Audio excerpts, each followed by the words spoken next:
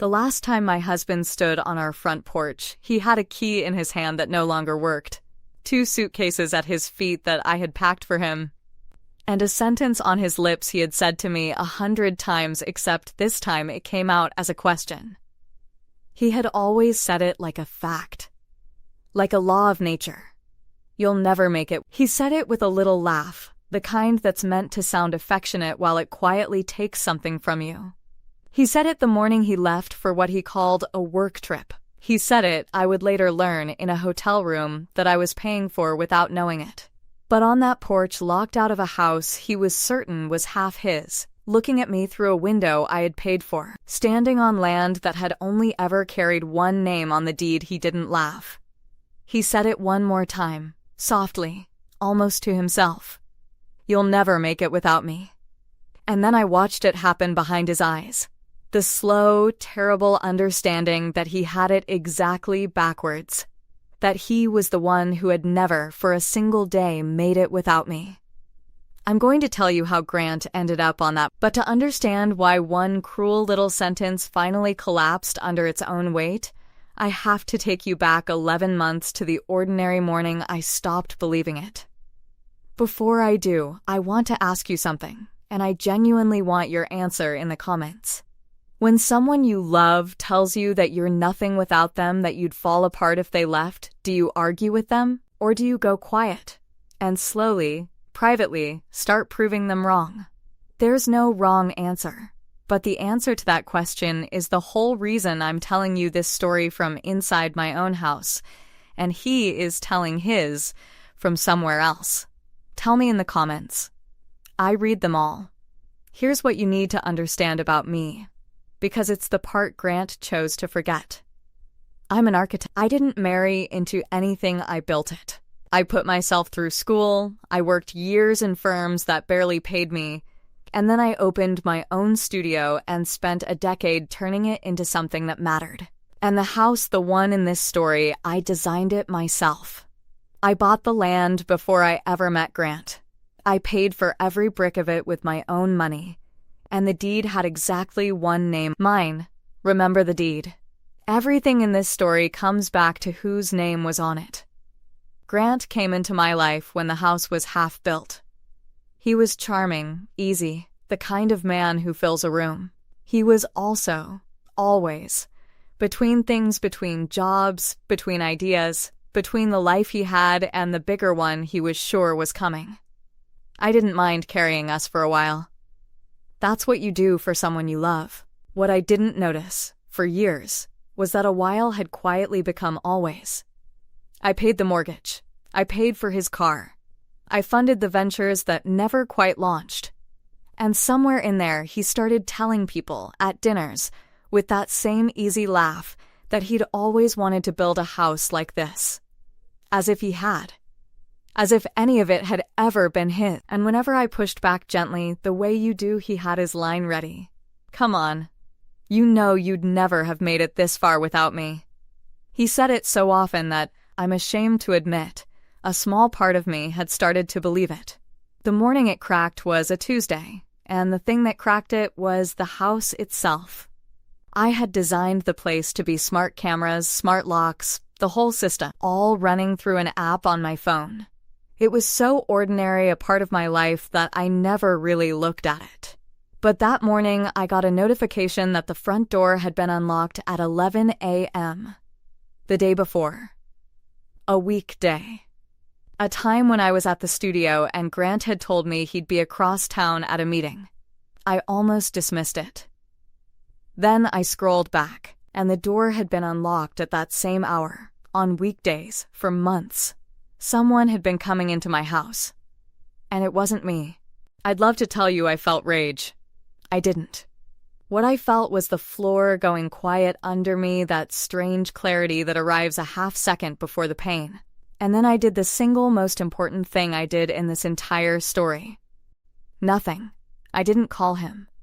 I didn't confront him. I closed the app, I went to work, and that night when Grant told me, with a sigh, how exhausting his meetings had been, I said, "You poor thing," and I made him dinner. Because in that moment I understood something with total clarity. The The second he knew that I was watching, the watching would stop being useful. Right now, he was certain he was the only one in our marriage with a secret. And that certainty, his absolute belief that I had no idea, was the most valuable thing I owned. So, I decided to protect it. I decided to keep being exactly the woman he thought I was. Trusting, oblivious, dependent, right up until the day it would cost him everything. What I didn't understand yet was that an unlocked door was the smallest thing I was about to find. Over the next 2 weeks, I watched my own house from the outside. I checked the camera log every day. And slowly, like a photograph developing, the picture came up. There was a woman. She came on the days Grant worked from home. She had my key, one of the spares I kept in the kitchen drawer. And on a Thursday, she walked close enough to the doorbell camera that I saw her face clearly. And my stomach dropped, because I knew her. Her name was Sophie. And she wasn't a stranger. She was a young woman I had mentored. I had met her 2 years earlier at an industry event, taken her under my wing, written her a recommendation that got her a job. I had been proud of her. I had sat across from her at lunches and given her advice about her career, about men, about building a life of her own. And she had been letting herself into my home with my key to be with my husband on the days I was at work, being the woman who paid for all of it. That was the moment this stopped being an affair in my mind. Because an affair is a betrayal of a marriage. This was a betrayal of every kind of trust I had as a wife, as a mentor, as the person who owned the very roof they were meeting under. And I realized, standing in my kitchen holding the spare key drawer open, that I needed to stop reacting and start understanding. So I stopped watching the cameras. And I started building something instead. I created a folder. Not a metaphor, an actual one, on a drive Grant didn't know existed. And I began, quietly, to learn the truth of my own life in order, like a stranger reading someone else's file. I went through our finances, which had always been ours only in the sense that they were mine and he spent them. And the picture there was its own kind of sickening. Over the past year, our shared account had been bleeding money in ways I'd been too trusting to question. Dinners I wasn't at. A weekend at a resort I'd never seen. Jewelry I had never been given. He had been funding a second life, Sophie's life, with the money I earned, in the home I built. He told me I'd never make it without him, while he quite literally could not make it without me. I want to be honest with you about something, because it's the most human part of this. There was a night, about 3 weeks in, when I nearly threw the whole plan away. Grant was asleep beside me, and I lay there with my phone full of evidence, and every cell in my body wanted to wake him up and end it right then. To scream. To make it hurt. I didn't. And I'll tell you the exact thought that stopped me. The one I came back to 100 times. Loud is just pain, looking for an audience. It changes how you look. It never changes what you keep. So I put the phone down. And in the morning I made his coffee, and I kept building. I thought by then that I understood the shape of it. An affair. A young woman I'd trusted. My money. I was wrong. Because about a week later, going through a year of his emails, I found something that turned the whole thing on its head. If your jaw tightened the way mine did when I realized whose key she'd been using, do me one quick favor. Tap like and subscribe to the channel. I'm not asking for nothing. These calm, slow burn revenge stories get buried by the algorithm unless people actually engage, and your one tap is the only reason the next one reaches a woman who needs to hear it tonight. And believe me, what I found in those emails is where this story really turns. For the better part of a year, Grant had been gently, patiently working on me about one thing. The house. We should put my name on the deed, he'd say. It's just smart. For taxes. It looks strange to people that I'm not on it, don't you trust me? I had always said no, not out of suspicion, just instinct. I'd built that house before him, with my own hands and my own money. And some quiet part of me had always kept it mine. He'd laugh it off every time. "You'll never make it without me anyway," he'd say. What's the difference? Now I knew the difference. Because in his emails, I found the plan. Grant wasn't just having an affair. He was preparing to leave, and he intended to take the house with him. He'd been talking to people about it, and the entire scheme rested on one assumption, that before he filed for divorce, he could convince me to add his name to that deed. Because the house was the prize. It was by far the most valuable thing in our marriage, and as long as it carried only my name as separate property I'd bought before we ever met, he couldn't touch it. He had spent a year trying to talk his way onto the one thing that would have made his betrayal pay, and I had said no every single time, for reasons I hadn't even understood until that moment. So I made a decision. I wasn't going to confront him. I wasn't going to start a fight he could spin. I was going to let his plan keep running and quietly make sure the one door it depended on stayed shut. The next morning, I did something out of character for the trusting wife. I went to see a lawyer, not to file, to learn. And she told me 3 things I have not forgotten.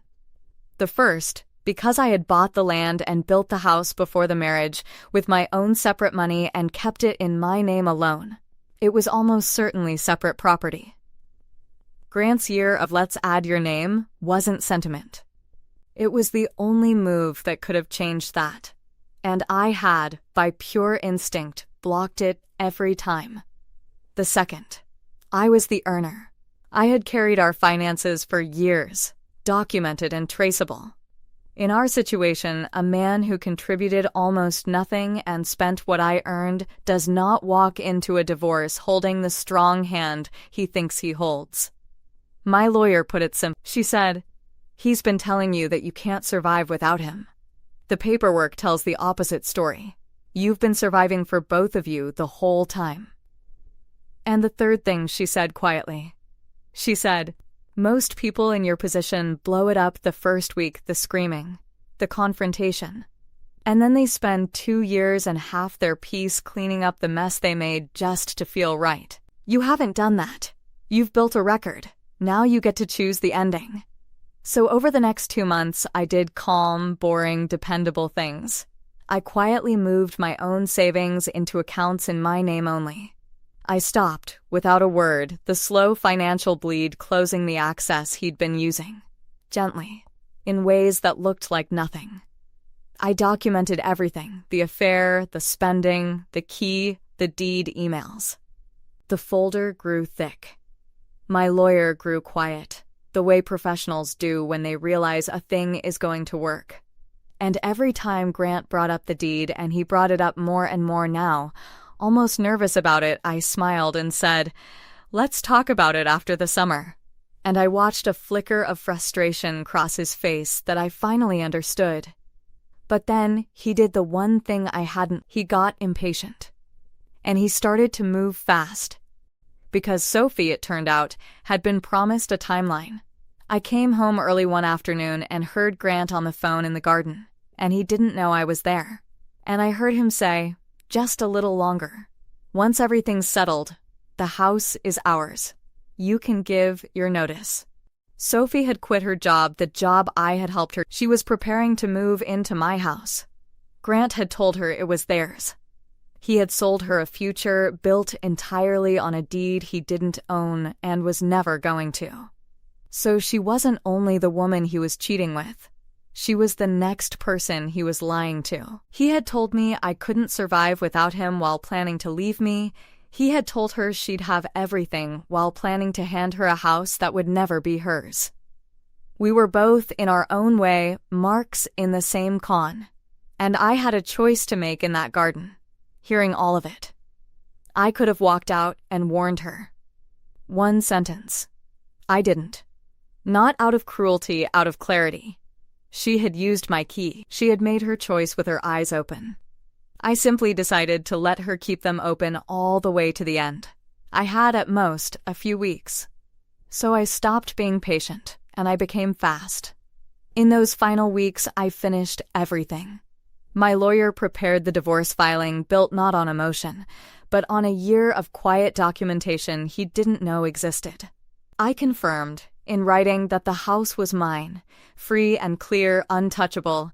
I had the locks, the smart locks I had designed myself, reprogrammed, with a single new code only I held. I boxed up Grant's belongings, neatly, without anger, and set them by the door.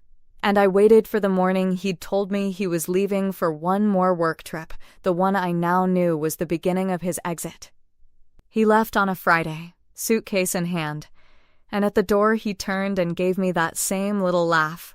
He said, "Try not to fall apart while I'm gone." And then, the last time he'd ever say it to me as my husband, "You'll never make it without me."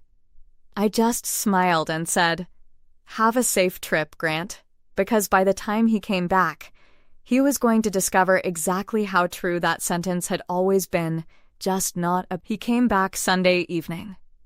And this is the moment from the very beginning of this story. The porch. The key that no longer worked. His 2 suitcases, already packed, waiting for him by the door I would not open. On top of the boxes sat an envelope, the divorce filing, and a single sheet of paper resting on top of it. It was a printout. The deed to the house. One name on it. Mine. The same name that had been on it the entire time he was promising it to someone else. He knocked. He called my phone. He stood at the window of the house he had been so sure was half his, and I watched the certainty drain out of his face the way light leaves a room when the sun goes down, all at once, and from the bottom up. He understood, finally, that there was nothing here that had ever been his. Not the house. Not the money. Not the life. He had spent years telling me I was nothing without him, and he was standing on the wrong side of a locked door, holding a key to a home he had never once paid for. He said it one last time, through the glass, quietly, "You'll never make it without me." And for the first time in years, I felt no fear at all when I heard it. I just looked at him and said the only sentence I had saved. "Grant, I already have. The whole time I already have." I didn't yell. I didn't list his sins. I let the deed and the boxes say what they said far better than I ever could. Sophie, I heard later, didn't move in anywhere. There's no house to move into when the man promising it never owned a thing. The divorce was, my lawyer said, one of the cleanest she'd ever processed. There was nothing to fight over, because the fight had already happened quietly, over 11 months in a war he never knew he was in. The house stayed mine. My studio kept growing. And the first night I spent alone in that home, in the silence I had built with my own hands, was the best night of sleep I'd had in years. And if you'll let me leave you with one thing, not as someone who won, but as someone who almost let another person define her worth, it's this: be very careful about who you let narrate your life. When someone tells you over and over that you are nothing without them, the cruelty isn't really in the words. It's in the hope that you'll believe it, and stop checking whether it's true. So check. Quietly know what is yours, your work, your worth, your name on the things you built. You can love someone with your whole heart and still keep your own foundation. The ones who truly love you will never need you to feel small. Only the ones with a plan ever do. There's one more thing, though. About 5 months later, I got a message from Sophie. Not an apology, a warning. She'd heard Grant had already moved on to someone new. And she wanted to tell me something she'd found out. Too late. About the months before any of this began. What she told me, and what I did with it, is a story entirely its own, and it might be the most satisfying one yet. It's right there on your screen. You're going to want to see how that one ends.